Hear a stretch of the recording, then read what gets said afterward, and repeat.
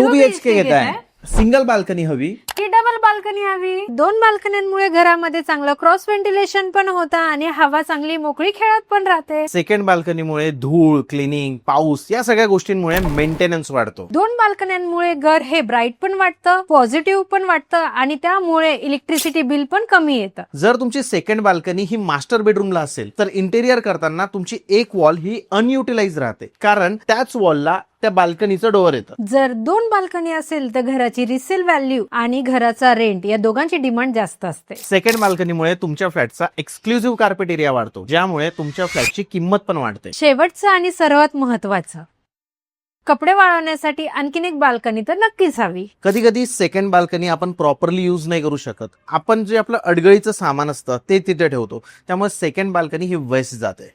तर कमेंट करून नक्की सांगा, तुम्ही सिंगल बाल्कनीचं घर घेताय की डबल बाल्कनीचं.